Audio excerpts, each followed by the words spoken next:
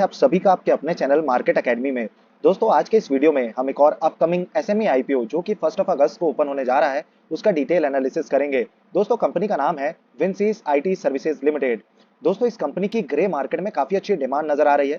साथ ही दोस्तों जीएमपी भी काफी हाई ट्रेड होता हुआ नजर आ रहा है। इसीलिए दोस्तों इस कंपनी का डिटेल रिव्यू और एनालिसिस करना बहुत जरूरी हो जाता है। और फ्रेंड्स इसीलिए हम इस वीडियो में कंपनी की प्रोफाइल यानी बिजनेस मॉडल को डिटेल में कवर करेंगे। साथ ही दोस्तों आईपीओ रिलेटेड सारी डिटेल्स को भी कवर करेंगे, जैसे टेंटेटिव टाइम टेबल, आईपीओ से रिलेटेड लॉट साइज को, आईपीओ रिजर्वेशन, साथ ही आईपीओ की प्रमोटर होल्डिंग। साथ ही दोस्तों सबसे जरूरी डेटा होता है कि कंपनी के फाइनेंशियल्स को चेक करना कि कंपनी फंडामेंटली और फाइनेंशियली कितनी स्ट्रांग है या फिर वीक है। साथ ही की परफॉर्मेंस इंडिकेटर को जानेंगे।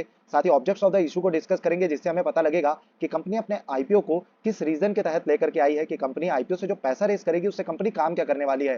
साथ ही दोस्तों आईपीओ किस वैल्यूएशन पे आया है, ये अंडर वैल्यूड है, ओवर वैल्यूड है या फिर रीजनेबल वैल्यूएशन पे है, और इस आईपीओ में कितने लिस्टिंग गेन्स बनते हुए नजर आने वाले हैं, और फाइनल कि इस आईपीओ में आपको अप्लाई करना है या फिर इसे अवॉइड करना है। तो ये सब कुछ हम इसी वीडियो में कवर करेंगे। तो दोस्तों वीडियो काफी ज्यादा इंफॉर्मेटिव होने वाला है, तो प्लीज इसे लास्ट तक जरूर देखें। पर हाँ दोस्तों उससे पहले आप चैनल को सब्सक्राइब जरूर कर लें, बेल आइकन को क्लिक करना ना भूलें, ताकि आपको हमारे वीडियोस के इंपॉर्टेंट नोटिफिकेशन समय से मिलते रहे। साथ ही दोस्तों लाइक जरूर करें, उससे हमें काफी मोटिवेशन मिलता है, और अपने दोस्तों के साथ भी इस वीडियो को शेयर जरूर करें, क्योंकि दोस्तों ये जो आईपीओ है विंसीज आईटी सर्विसेज का, इसमें काफी मोटा पैसा बनता हुआ नजर आने वाला है। तो अपने बाकी जो दोस्त हैं जो भी आईपीओ में एप्लीकेशन को सबमिट करते हैं, उन्हें भी इस आईपीओ के बारे में और इस चैनल साथ ही इस वीडियो को शेयर करके उनके भी जो फाइनेंशियल नॉलेज है उसको अपग्रेड करें। चलिए दोस्तों इस वीडियो को स्टार्ट करते हैं, और सबसे पहले डिस्कस करते हैं कंपनी प्रोफाइल को, कि आखिर ये कंपनी काम क्या करती है।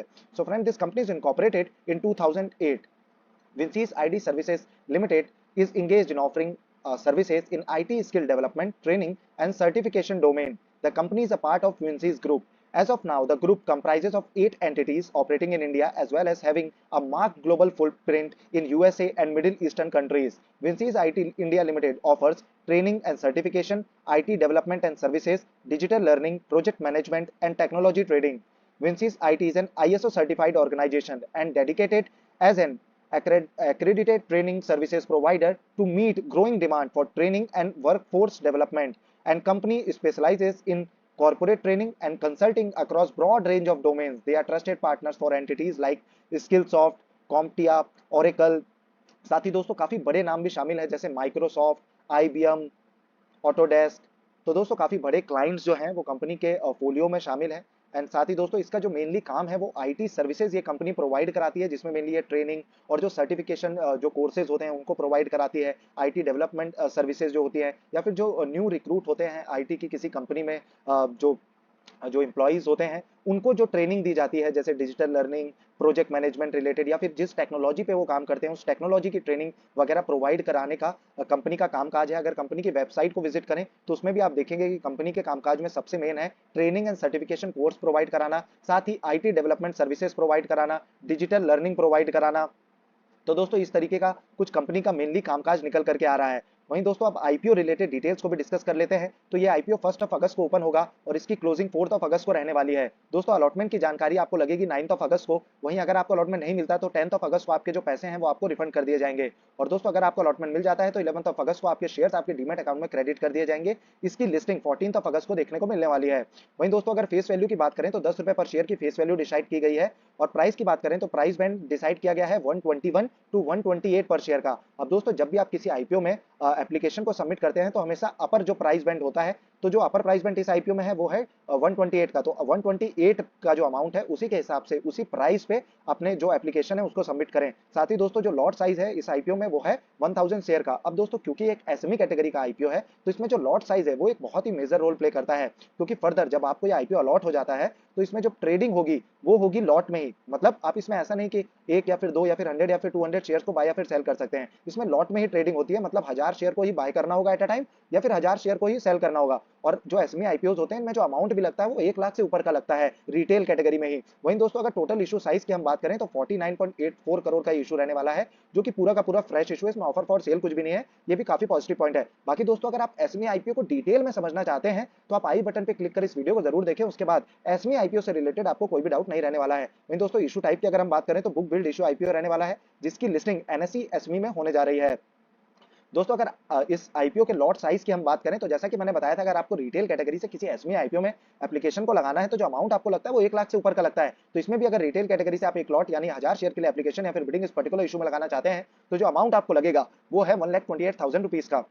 वहीं दोस्तों रिटेल कैटेगरी से आप मैक्स 2 लाख के ही अमाउंट को अप्लाई कर सकते हैं। इसीलिए दोस्तों इसमें आप एक लॉट से ही एप्लीकेशन को सबमिट कर सकते हैं। और वहीं अगर एचएनआई कैटेगरी की बात करें तो आप 2 लॉट के साथ 2000 शेयर्स के लिए अगर एप्लीकेशन सबमिट करते हैं तो जो अमाउंट आपको लगेगा वो है 2,56,000 रुपीज का। अब दोस्तों विंसीज आईटी सर्विसेज के आईपीओ रिजर्वेशन की अगर हम बात करें तो क्यूआईबीज का जो कोटा है इसमें 50% का डिसाइड किया गया है। वहीं एचएनआईज के लिए 15% का कोटा रिजर्व है और बाकी बचा 35% का जो कोटा है वो रिटेल कैटेगरी के इन्वेस्टर्स के लिए रिजर्व किया गया है। अब दोस्तों जिस भी एसएमई आईपीओ में देखा गया है कि क्यूआईबीज का कोटा होता है वो काफी अच्छा परफॉर्म करते हैं, तो दोस्तों इस आईपीओ को भी ट्रैक में रखना बहुत जरूरी हो जाता है क्योंकि इसमें क्यूआईबीज का भी कोटा है। साथ ही दोस्तों विंसीज आईटी के प्रमोटर होल्डिंग की अगर हम बात करें तो 92.74% की प्रमोटर होल्डिंग प्री इशू में थी, जो कि पोस्ट इशू में घट करके 68.13% की रहने वाली है। फिर भी दोस्तों काफी एक डिसेंट फिगर है।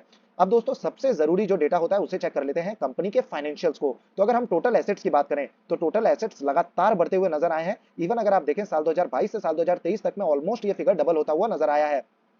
साथ ही दोस्तों टोटल रिवेन्यू भी मल्टीफोल टाइम से बढ़ता हुआ नजर आ रहा है। प्रॉफिट आफ्टर टैक्स की अगर हम बात करें तो साल 2022 में लॉस में थी कंपनी, साल 2021 में भी प्रॉफिट में थी, साल 2023 में 1501 करोड़ का प्रॉफिट लाख का जो प्रॉफिट है वो कंपनी ने अर्न किया था, जो कि काफी पॉजिटिव पॉइंट है। नेटवर्थ की बात करें तो नेटवर्थ भी बढ़ता हुआ नजर आया है, रिजर्व्स एंड सरप्लस भी बढ़ते हुए नजर आए हैं। साल 2022 में थोड़ा सा डेंट कह सकते हैं कि कंपनी को लगा है क्योंकि प्रॉफिट आफ्टर टैक्स की बात करें तो लॉस में गई कंपनी, वहीं नेटवर्थ और रिजर्व एंड सरप्लस भी थोड़े से कम होते हुए नजर आए। वहीं दोस्तों अगर टोटल बोरोइंग की बात करें तो एक काफी छोटी कंपनी है, एसएमई कैटेगरी का ये आईपीओ और एसएमई कैटेगरी की ये कंपनी है, पर डेट या फिर बोरोइंग की बात करें तो थोड़ा सा ज्यादा है। तो बहुत अच्छे फंडामेंटल्स या फाइनेंशियल्स तो नहीं है, पर फिर भी दोस्तों काफी अच्छे प्रॉफिट्स और रेवेन्यू इस साल कंपनी जनरेट करती हुई नजर आई है। अब दोस्तों क्योंकि एक एसएमई कैटेगरी का आईपीओ तो बहुत ज्यादा फंडामेंटल और फाइनेंशियल्स को नहीं देखते, इसमें हमें देखना होता है डिमांड किस तरीके की निकल करके आ रही है और ग्रोथ का जो पोटेंशियल वो कंपनी के साथ कितना ज्यादा है, कितना एसोसिएटेड है। तो दोस्तों अगर की परफॉर्मेंस इंडिकेटर की बात करें तो आरओई और आरओसी आप देखेंगे कि कितना अच्छा ऑफर करती है कंपनी। आरओई 94 का है, रिटर्न ऑन कैपिटल एम्प्लॉयड 51.46% का है, जो कि अपने आप में काफी मैसिव है।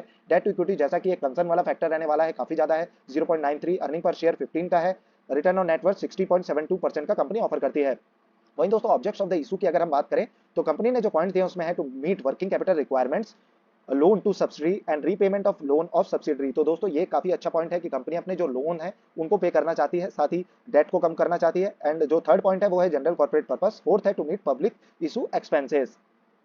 अब दोस्तों आईपीओ के वैल्यूएशन को डिस्कस कर लेते हैं कि किस वैल्यूएशन पे कंपनी आईपीओ को लेकर के आई है। तो अर्निंग पर शेयर तो 15 का है, पी रेशियो को अगर देखेंगे तो 8 से 8.53 का है, तो काफी रीजनेबल और सस्ते वैल्यूएशन पे कंपनी आईपीओ को लेकर के आई है। शायद यही एक वजह है कि इसकी ग्रे मार्केट में भी काफी अच्छी डिमांड नजर आ रही है। रिटर्न ऑन नेटवर्थ 60 के अराउंड है, नेव 24 का ऑफर करती है, आरओसी हमने देखा था 51 का है, एबिटा 19 का है और डेट टू इक्विटी एक कंसर्न वाला फैक्टर है 0.93 का है।